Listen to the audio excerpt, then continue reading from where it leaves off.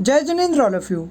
Welcome to the 41st class of CA Inter Auditing and Assurance on our YouTube channel named CA Lavish Purvi. Subscribe the channel if not yet done and press the bell icon so as to receive the notifications of our new videos.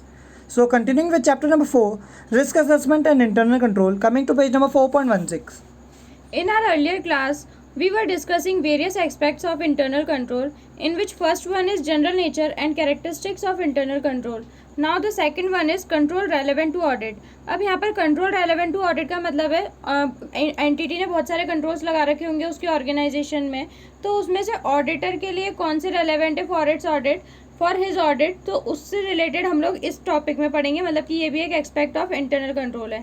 अब यहाँ पर सबसे पहले बोला गया है कि जो एंटिटी ने ऑब्जेक्टिव सेट करे थे, एंटिटी के ऑब्जेक्टिव्स क्या क्या, reliability of entities financial reporting, effectiveness and efficiency of operation, compliance of applicable laws and regulations, या फिर सेफगार्डिंग ऑफ एसेट्स। ये 4 ऑब्जेक्टिव थे जो हमने पहले पढ़े थे। तो ये जो ऑब्जेक्टिव्स है इनको अचीव करने के लिए entity control internal control implement करती है ऑर्गेनाइजेशन में। तो एंटिटीज ऑब्जेक्टिव और जो कंट्रोल ये इंप्लीमेंट करती है इसके बीच में डायरेक्ट रिलेशनशिप होती है। उसके बाद यहाँ पर बोलता है कि the entities objective and therefore controls relate to financial reporting, operation and compliance. However not all of these objectives and controls are relevant to auditors risk assessment. हम लोग को बात किसके पॉइंट ऑफ व्यू से करनी है, ऑडिटर के point of view से। तो यहाँ पर ऑडिटर के लिए क्या बोला गया है कि जो जितने सारे ऑब्जेक्टिव्स और कंट्रोल्स है, जरूरी नहीं कि सारे ऑडिटर के रिस्क असेसमेंट के लिए भी रेलेवेंट हो। तो यहाँ पर अब इन्होंने फैक्टर्स बता रखे हैं जो कि रेलेवेंट है ऑडिटर के लिए। जब वो ये जजमेंट करेगा कि ये कंट्रोल रेलेवेंट है कि नहीं है, तो ये फैक्टर्स उसको मदद करेंगे डिटरमाइन करने में कि हाँ ये कंट्रोल ऑडिट के लिए रेलेवेंट है कि नहीं है। तो सबसे पहला फैक्टर क्या आता है, मटीरियलिटी। अब मटीरियलिटी ऐसे हम लोगों ने डिस्कस करा था पहले चैप्टर में भी कि यहाँ पर मटीरियलिटी होता है कि ऑडिटर एक लेवल सेट करता है ऑडिट प्लान बनाने से भी पहले। तो यहाँ पर ये जो मटीरियलिटी है इसका मतलब क्या है कि क्या ये जो कंट्रोल है जो एंटिटी ने इम्प्लीमेंट कर रखा है वो मटेरियल है क्या, या फिर ये जो कंट्रोल जिस चीज़ से रिलेट करता है वो मटेरियल है क्या। अगर वो मटेरियल हुई तो ऑब्वियसली कंट्रोल भी मतलब कि रेलेवेंट होगा। तो ये मटीरियलिटी उसे ऑडिटर को कंसीडर करनी पड़ेगी जब वो डिटरमाइन करेगा कि ये कंट्रोल जो है वो ऑडिट के लिए रेलेवेंट है कि नहीं है। उसके बाद अगला फैक्टर जो ऑडिटर को कंसिडर करना है, significance of the related risk. मतलब कि उस कंट्रोल से रिलेटेड रिस्क कितना सिग्निफिकेंट है, मतलब कि हर एक कंट्रोल से रिलेटेड कोई रिस्क भी होता ही है। अब कितना रेलेवेंट मतलब कितना सिग्निफिकेंट है वो रिस्क, उसको डिटरमाइन करेगा एंड अकॉर्डिंगली वो डिटरमाइन करेगा कि कंट्रोल्स रेलेवेंट है कि नहीं ऑडिट के लिए। उसके बाद थर्ड फैक्टर आता है एंटिटी का size. Fourth is nature of the entities business including its organisation and ownership characteristics.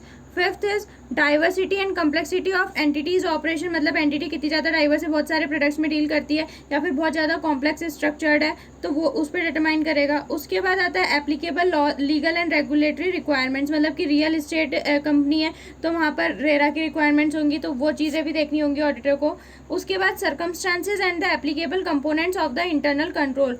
मतलब कि हम लोग आगे पढ़ेंगे कि इंटरनल कंट्रोल के कंपोनेंट्स होते हैं, तो सर्कमस्टांसेस और applicable components of internal control क्या है उसके अकॉर्डिंगली डिटरमाइन करेगा कि वो कंट्रोल रेलेवेंट है कि नहीं है ऑडिट के लिए।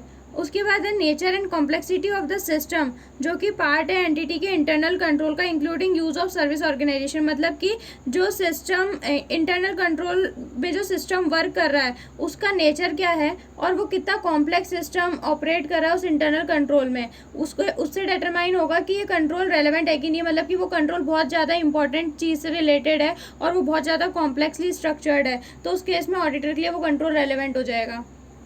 और आगे है whether and how a specific control.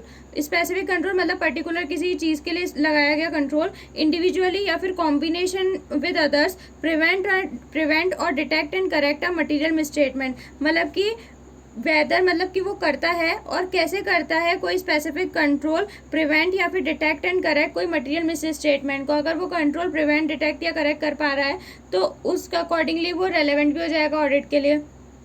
तो ये फैक्टर्स थे कुछ जो कि ऑडिटर को हेल्प करेंगे डिटरमाइन करने में कि कंट्रोल्स रेलेवेंट है कि नहीं है for the purpose of audit. अब यहाँ पर ये जो क्वेश्चन है ये आपके लिए बहुत इंपॉर्टेंट है May 20 के लिए, तो आप इसे याद कर लीजिए इन पॉइंट्स को। उसके बाद यहाँ पर कुछ पॉइंट्स दे रखे हैं कि कंट्रोल्स रेलेवेंट है कि नहीं, उससे रिलेटेड है। तो सबसे पहला है कि कंट्रोल जो कंप्लीटनेस और एक्यूरेसी ऑफ इंफॉर्मेशन से रिलेटेड है वो ऑडिटर के लिए रेलेवेंट है कि नहीं है। तो यहाँ पर हम लोग को सबसे पहले ये देखना पड़ेगा कि कंट्रोल्स रेलेवेंट कब होंगे। कंट्रोल्स हम लोगों ने पढ़ा था कि कंट्रोल से जो ऑडिट एविडेंस मिलते हैं उसके बेसिस पे ऑडिटर ऑडिट ओपिनियन नहीं देता, उसके बेसिस पे वो अपने फर्दर ऑडिट प्रोसीजर्स का नेचर, टाइमिंग और एक्सटेंट डिसाइड करने में मदद करते हैं, वो ऑडिट एविडेंस जो से इस कंट्रोल से मिलते हैं। तो ये कंट्रोल्स रेलेवेंट कब होंगे? जब ऑडिटर डिसाइड करेगा कि उसको जो यहाँ पर से इंफॉर्मेशन मिली है उससे वो अपने फर्दर ऑडिट प्रोसीजर्स का nature, timing and extent decide कर सकता है, तभी उसके लिए कंट्रोल्स रेलेवेंट होंगे। मतलब कि रेलेवेंट फैक्टर डिपेंड करेगा कि वो इससे ये उसको कहीं मदद करेंगे कि उसके फर्दर ऑडिट प्रोसीजर्स में।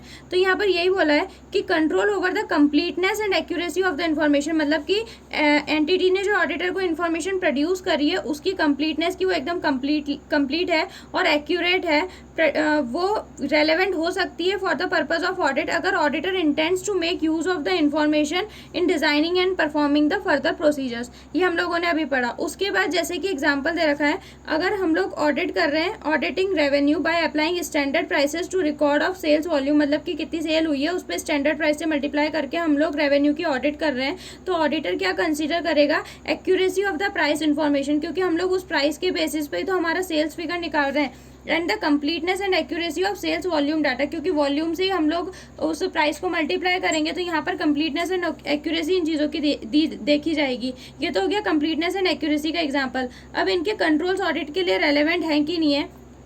तो controls relating to operation and compliance objective. Operation and compliance objective मतलब हम लोगों ने 4 ऑब्जेक्टिव्स पढ़े थे ऊपर पेज नंबर 4.14 पे। सबसे पहला था reliability of entities financial reporting, effectiveness and efficiency of its operations, compliance of applicable laws and regulations, and चौथा था सेफगार्डिंग ऑफ एसेट्स।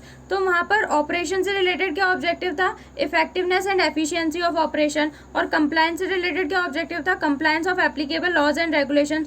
तो ये जो कंट्रोल्स ऑपरेशन और कंप्लायंस ऑब्जेक्टिव से रिलेटेड है, में ऑल्सो भी रेलेवेंट टू ऑडिट, ये ऑडिटर के लिए रेलेवेंट हो सकते हैं अगर ये रिलेट करते हैं उस डाटा से दैट द ऑडिटर इवेल्युएट और uses in applying audit procedure. यहाँ पर ऑडिट प्रोसीजर मतलब फर्दर ऑडिट प्रोसीजर या फिर कोई और ऑडिट प्रोसीजर जो उसे अप्लाई करने, अगर उससे रिलेवेंट है ये इन्फॉर्मेशन जो इन ऑब्जेक्टिव से रिलेट करते हैं कंट्रोल्स, वो तो उस केस में ये ऑडिटर के लिए भी रेलेवेंट हो जाएंगे। उसके बाद आता है अगला control, internal control over safeguarding of assets. तो यहाँ पर एक ऑब्जेक्टिव एंटिटी का क्या था? Safeguarding of assets, 4th number का।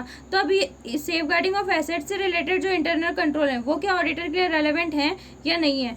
तो internal control over safeguarding of assets against, अब सेफगार्डिंग ऑफ एसेट्स सेफगार्ड किससे कर रहे हैं? एसेट्स को अगेंस्ट अनऑथराइज्ड एक्विजिशन हो गया या फिर अनऑथराइज्ड यूज या फिर डिस्पोजिशन। तो इसमें कंट्रोल्स इंक्लूड करते हैं, मतलब कि एंटिटी इन चीज़ों के लिए सेफगार्ड करने के लिए एसेट्स को कंट्रोल इंप्लीमेंट करती है।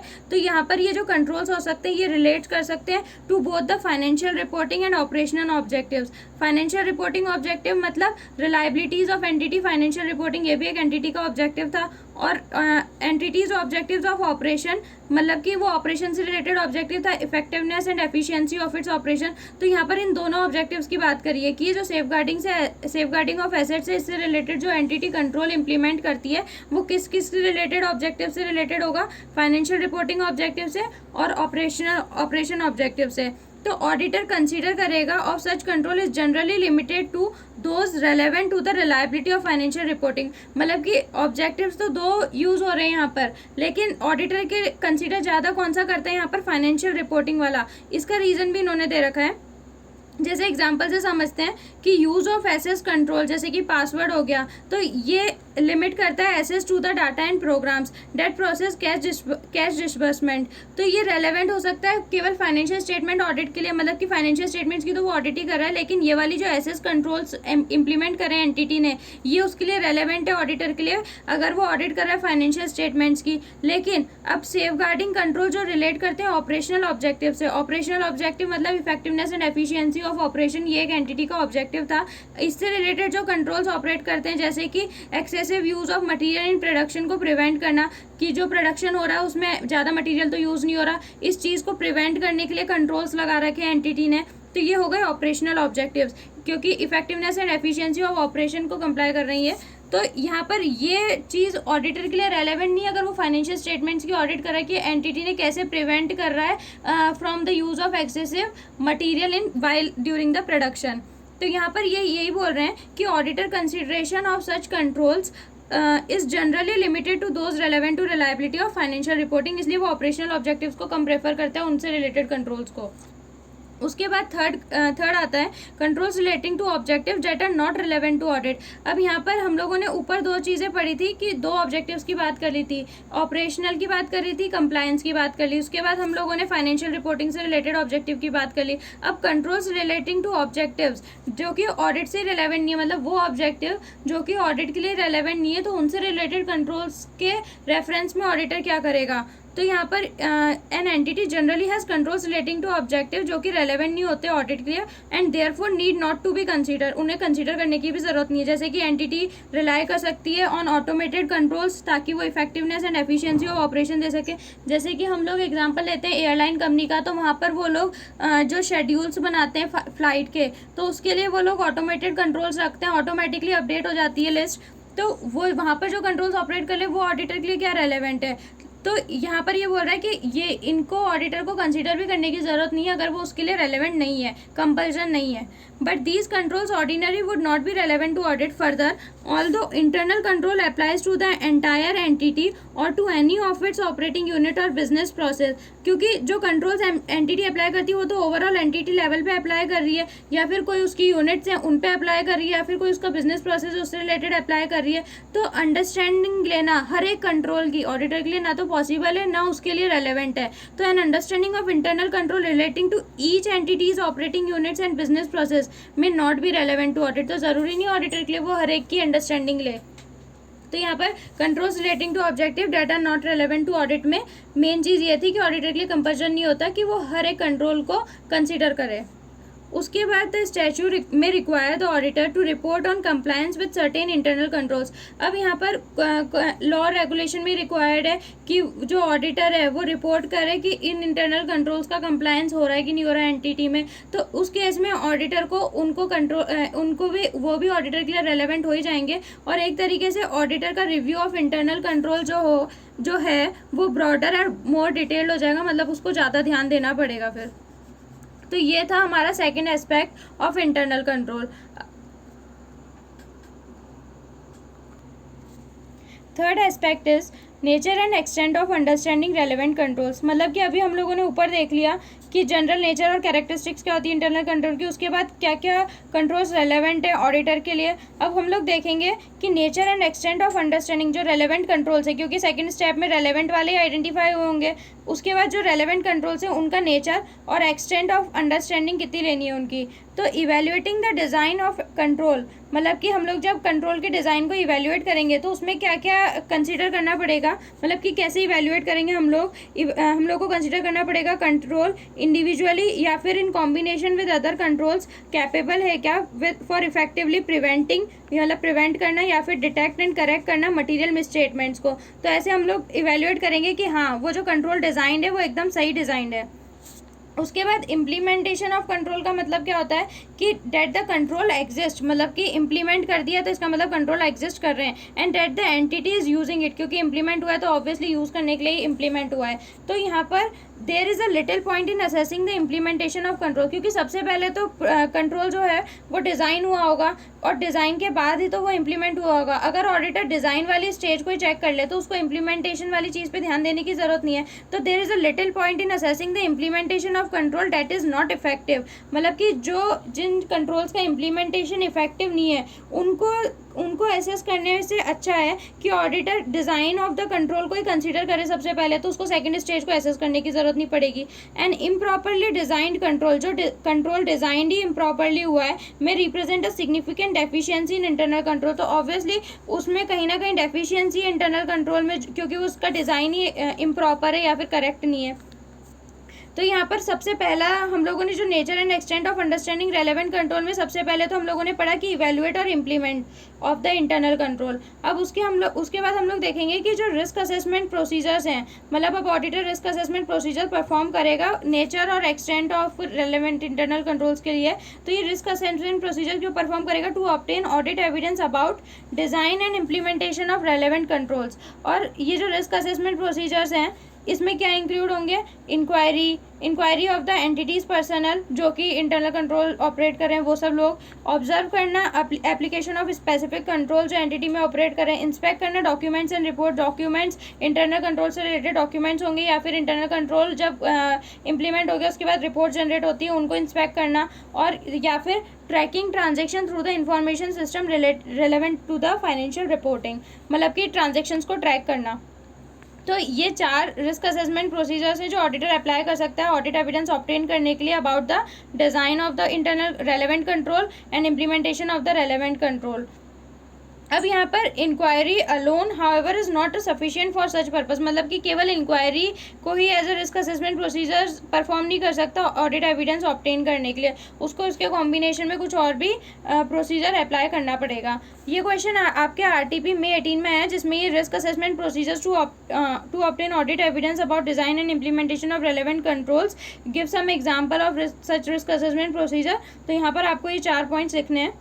तो ये आपके RTP May 18 का है। एंड अब हम लोग टॉपिक पढ़ रहे थे nature and extent of understanding of relevant controls में हमने सबसे पहला पॉइंट देखा evaluate the design of internal controls and implement of the control. उसके बाद हम लोगों ने देखा प्रोसीजर क्या परफॉर्म करेगा ऑडिट एविडेंस ऑब्टेन करने के लिए about the design and implementation. अब third is obtain an understanding of the entity's control is not sufficient to test their operating effectiveness, मतलब केवल अंडरस्टैंडिंग लेने से हम लोग ये नहीं बोल सकते कि ये जो कंट्रोल्स हैं ये ऑपरेट भी कर रहे हैं इफेक्टिवली, क्योंकि हम लोगों ने केवल अंडरस्टैंडिंग ली कि हाँ ये कंट्रोल्स वर्क कैसे करते हैं, क्या क्या रिस्क इन्वॉल्व हैं, लेकिन इससे ये नहीं पता लगता कि इफेक्टिवली ऑपरेट कर रहे हैं unless there is some automation that provides for the consistent operation of the controls. मतलब कि अब एक ही कंट्रोल है और यहाँ पर ऑटोमेशन है, मतलब कि IT का यूज़ करा गया है एंड एक ही ट्रांजेक्शन जो है मतलब कि किसी ट्रांजेक्शन पे कंट्रोल लगाया गया है और वो ट्रांजेक्शन जैसे सेल का ट्रांजेक्शन है रिकॉर्डिंग होती है, तो अगर हम लोग एक ही ट्रांजेक्शन चेक कर लें और ऑटोमेशन मतलब कि उस ऑटोमेशन तो है ही एंटिटी में, तो अगर एक ही ट्रांजेक्शन चेक कर लेंगे और उससे देख लेंगे कंट्रोल रेलेवेंट है तो उस केस में हम लोग डिटरमाइन कर सकते हैं कि हाँ कंट्रोल्स वर्क कर रहे हैं प्रॉपरली। तो unless there is some automation मतलब कि IT का यूज़ करा गया जैसे कि that provides for the consistent operation of the control, उससे क्या हो रहा है कंसिस्टेंट ऑपरेशन हो रहा है, कंसिस्टेंटली ऑपरेट कर रहे हैं कंट्रोल्स एंटिटी में, ये हम लोग डिटरमाइन कर सकते हैं। ये एग्जांपल इसी चीज़ का है, आप लोग खुद पढ़ लेना, आप लोग खुद पढ़ सकते हैं, इसे ईजी सा है बहुत। ऑब्टेनिंग एंड अंडरस्टैंडिंग इस पॉइंट का अपन लोग और वापस डिटेल में देख रहे हैं कि अगर हम लोग किसी कंट्रोल की अंडरस्टैंडिंग ऑब्टेन कर लेते हैं तो उससे हमारे को ये प्रूफ नहीं मिल जाता है कि वो जो कंट्रोल्स थे वो ऑपरेटिंग इफेक्टिवनेस मतलब वो इफेक्टिवली ऑपरेट कर रहे हैं या नहीं कर रहे हैं तब, लेकिन जब तक हम लोग मतलब अगर हमारे वो ऑटोमेशन वाले होंगे कंट्रोल्स, फॉर एग्जांपल कुछ ऑटोमेटिक कंट्रोल्स है कि टैली के अंदर 5000 से ज़्यादा की एंट्री को हम लोग मना कर देंगे, तो ये ऑटोमेटिक कंट्रोल है, हमने कंट्रोल लगा रखा है सॉफ्टवेयर के अंदर, तो हम लोग इसकी कंसिस्टेंसी पे भरोसा रखकर इसको बार बार चेक नहीं करेंगे। लेकिन अगर वो मैनुअल कंट्रोल है तो हमारे को उसकी ऑपरेटिंग इफेक्टिवनेस को चेक करने के लिए उसको बार बार चेक करना पड़ेगा उसे। If you have friends, we are winding up this video here. If you have any doubt or query in any topic, or if you want to give any suggestions regarding the improvement of these videos, then you can post them in the comment box and we will try to resolve your queries and issues. Like the video and subscribe the channel and press the bell icon so as to receive the notifications of our new videos. Share these videos with your friends too. Study hard and make your parents feel proud. Jai Jinendra.